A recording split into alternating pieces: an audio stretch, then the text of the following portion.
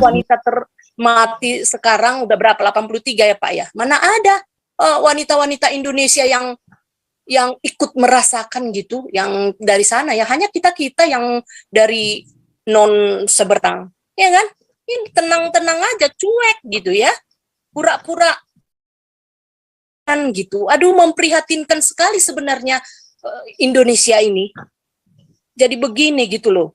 Ya pantas saja ya ada wanita-wanita atau ibu-ibu yang anaknya misalnya pindah agama, bisa seorang ibu menghalalkan darahnya. Banyak kan kejadian begitu. Seorang ibu yang melahirkan anaknya pindah agama bisa dia halalkan. Coba.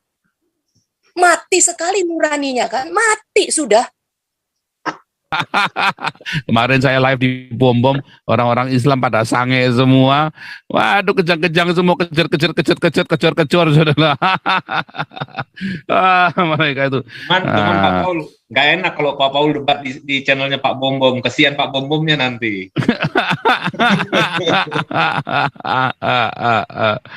Aduh, kita itu boleh berbeda, saudara, tetapi di ajaran Tuhan Yesus enggak, justru kita harus mengasihi musuh kita, ya, justru kita harus mengasihi musuh kita, itu dia ya. Beda dengan di Islam, kalian beda bisa bunuh-bunuhan, ya, kalau kita enggak boleh, saudara. Dan kemarin saya udah ngomong sama Muri Wali, justru kalau kita sama salah, saudara. Kalau kita harus selalu sama terus, wah itu bisa terjadi pemaksaan, saudara. Justru ketika dalam perbedaan-perbedaan kita bisa debat dengan keras, bahkan kita bisa memaki saudara ketika berbeda. Tetapi yang nggak boleh adalah membenci saudara.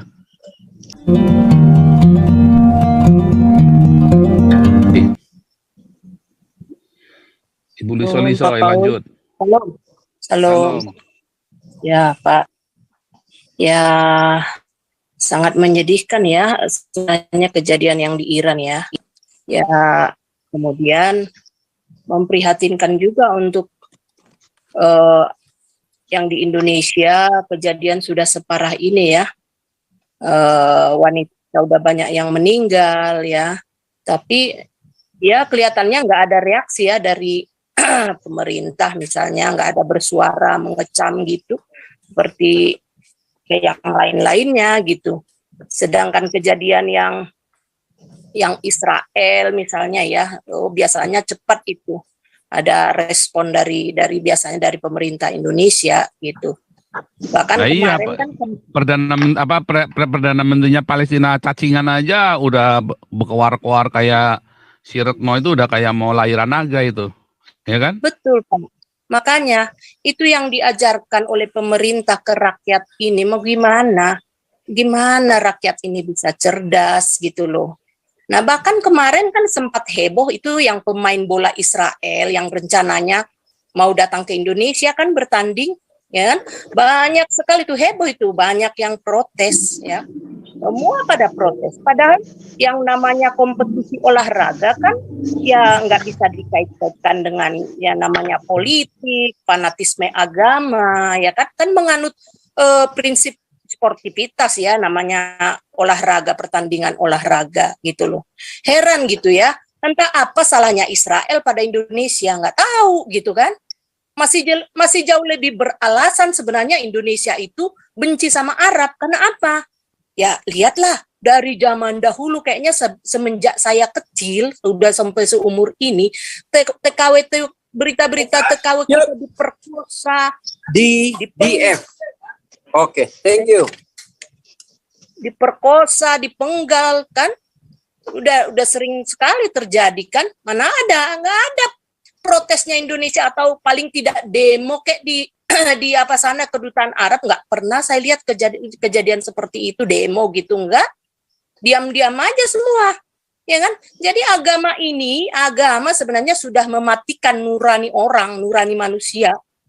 Ya banyak wanita mati sekarang udah berapa, 83 ya Pak ya, mana ada wanita-wanita Indonesia yang ikut merasakan gitu, yang dari sana ya, hanya kita yang dari non seberang, ya kan.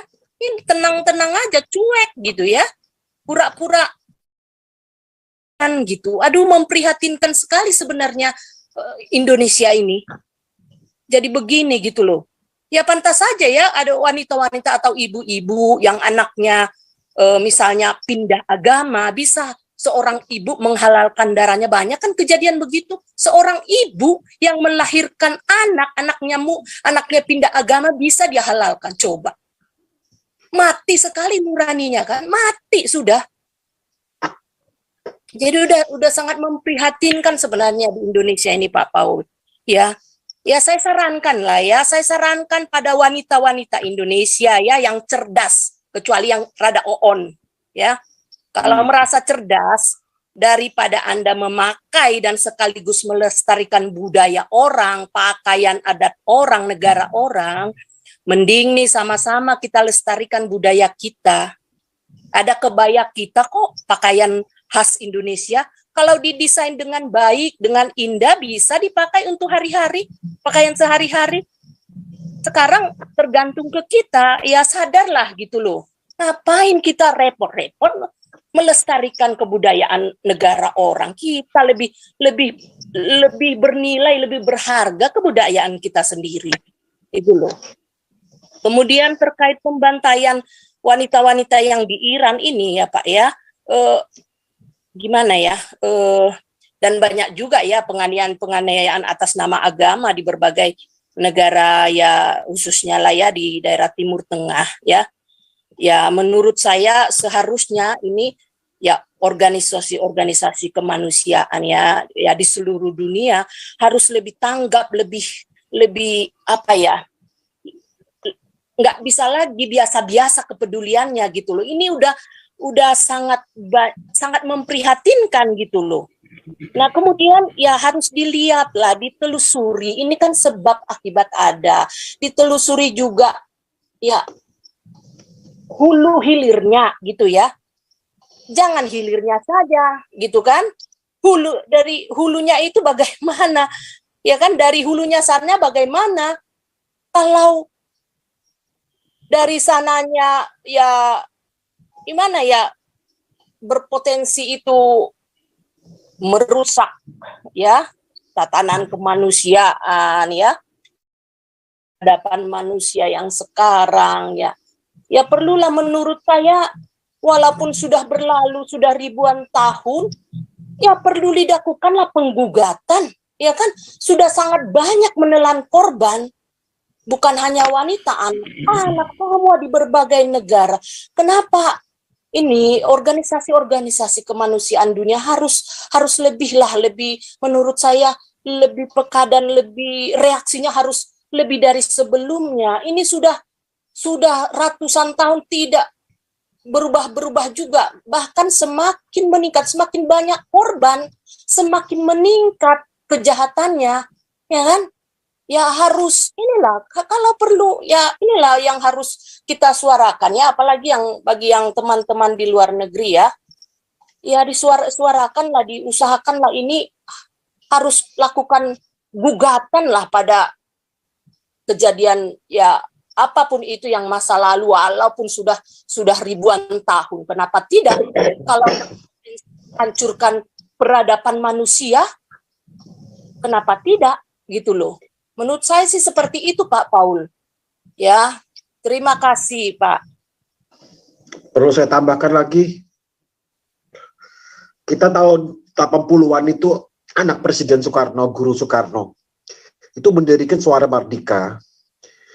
Mereka, para penari-penarinya, para penyanyinya, ingin menularkan kepada masyarakat Indonesia, untuk generasi muda pada zaman itu, menggunakan kebaya, baju-baju daerah. Halo, ya, shalom. Bisa Ya, dengar? bagus, terus. Lanjut, Ya. Pak Iwan. Jadi Guru Soekarno itu dulu ingin mengembalikan kepada kebudayaan Indonesia yang asli. Mereka pakai kebaya, memakai pakaian adat masing-masing daerah. Yang saya bingung sekarang, hilang itu cita-cita guru itu. Padahal dia adalah bagian dari PDIP, partai PDIP ya. Gitu loh.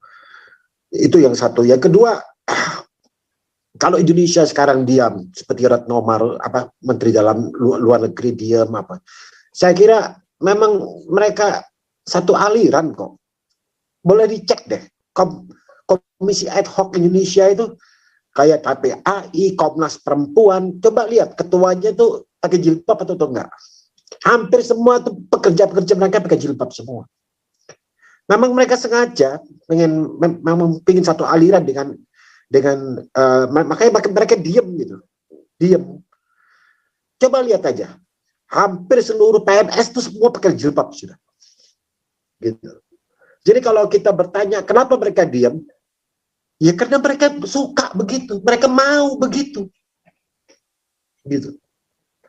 Mereka memang setuju dengan cara itu. Itu loh. Yang saya herankan kemana PDIP, partai yang sebenarnya dari awal sudah dari tahun 70-an, 80-an, 80-an, yang dimana Guru Soekarno sebagai pengurus di PDIP itu dengan gencarnya di zaman Soeharto dia kepingin bahwa Indonesia kembali kepada budaya aslinya.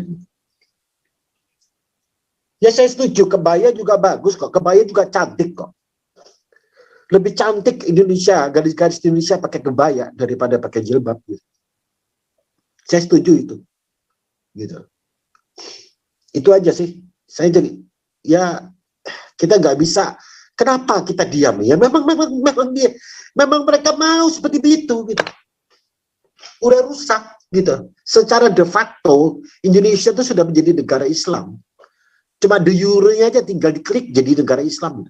De jure-nya aja masih apa namanya istilahnya masih dipertahankan dengan Pancasila. Tapi secara de facto kita tuh sudah jadi negara Islam sebetulnya.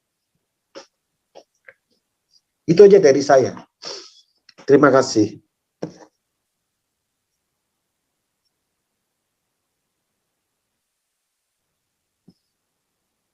Signal lagi nih.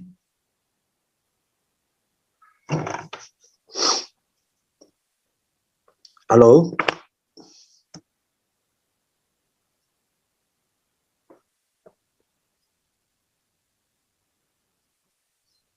Oke, kita tutup ya. Kita tutup. Saya mengingatkan pada saudara-saudara bahayanya pemaksaan jilbab di Indonesia ya. Saudara hati-hati, hati-hati, hati-hati, hati-hati, hati-hati. Kalau saudara masa bodoh ya, yang menanggung saudara sendiri bukan saya ya. Itulah sebabnya. Oh ya tadi saya mau tunjukkan ini ya. Spanduknya sudah di ini ya. Spanduk kita sudah dicetak ya saudara ya. Ini saya mau tunjukkan ke Anda. Mana tadi cetak spanduk. Nah ini ya spanduk mana tadi. Caranya gimana nih? Cepat. Spanduk kita sudah dicetak ya saudara, kita nggak main-main ya. Saldo Galarua sekarang 19 jutaan ya, kurang lebih. Terima kasih buat partisipasinya. Kita akan kejar terus ya supaya bisa nutup karena target kita 25 juta untuk operasional di lapang ya. Masuk cetak spanduk, saudara-saudara terus ya. Dan kita Damaris, kita mau tingkatkan supaya bisa menyentuh angka 10.000 ya.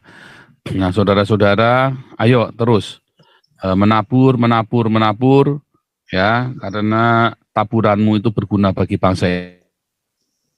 Juga kita aksi, ada aksinya ya. Kita di sini ngobrol-ngobrol begini, ngerumpi-ngerumpi begini. Anda kira cuma ngerumpi-ngerumpi, Anda lihat channel lain ngerumpi-ngerumpi nggak ada hasilnya, saudara. Ya, yang nonton ribuan nggak ada hasilnya. Nah, kita di sini ngerumpi yang nonton ribuan selalu ada hasilnya. Yuk kita bikin ini, yuk kita bikin itu. Karena ini bukan channel buat cari duit saya pribadi, bukan, tapi ini channel untuk kita menyuarakan suara kenabian dan penggembalaan, ya. Maka itu kita terus ya, dan jangan lupa hari Minggu kita ada Koinonia online ya, ada Koinonia online, kita belajar firman Tuhan, tanya jawab Alkitab, bukan debat ya. Kalau mau debat dari Senin sampai Jumat, kalau berani, kalau punya nyali. Kemarin saya live di Bom-Bom, orang-orang Islam pada sange semua. Waduh, kejang-kejang semua, kejar, saudara. Mereka itu. Cuman Pak Paul, nggak enak kalau Pak Paul debat di channelnya Pak Bom-Bom. Kesian Pak Bom-Bomnya nanti. Aduh, kita itu boleh berbeda, saudara, tetapi di ajaran Tuhan Yesus, enggak, justru kita harus mengasihi musuh kita. Ya, Ya, iya, Pak. justru kita harus mengasihi musuh kita. Itu dia ya. Beda dengan di Islam, kalian beda bisa bunuh-bunuhan. Ya, kalau kita enggak boleh, saudara. Dan kemarin saya udah ngomong sama Muri Wali, justru kalau kita sama salah, saudara. Kalau kita harus selalu sama terus, wah itu bisa terjadi pemaksaan, saudara. Justru ketika dalam perbedaan-perbedaan kita bisa debat dengan keras, bahkan kita bisa memaki saudara ketika berbeda. Tetapi yang nggak boleh dalam membenci, saudara. Ya, yang nggak boleh dalam membenci. Nah, bentar. Ini saya mau tunjukkan kepada Anda, kita baru cetak, sudah jalan ya, sudah proses ya cetaknya ya. Mana nih? Nah, kita sudah proses cetak. Nah, ini saudara. Share screen. Share screen. Nanti Pak Rajuti itu dalam doa ya Pak Rajuti ya. Nah, ini lihat proses cetak. Lihatlah.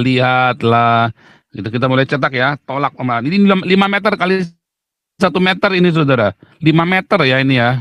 Nanti kita pasang di jembatan-jembatan penyeberangan, kita cetaknya 100 lembar, saudara. Kita cetak 100 lembar dengan berbagai macam tulisan ya. Saya mudah-mudahan ke hadis Najafi ya. Moga-moga keburu fotonya juga dimasukkan ke sini ya. Ini baru masa amin yang baru kita ini ya. Wah, ngeri ya saudara, ngeri. Ya, kita akan dengarkan yang satu ini.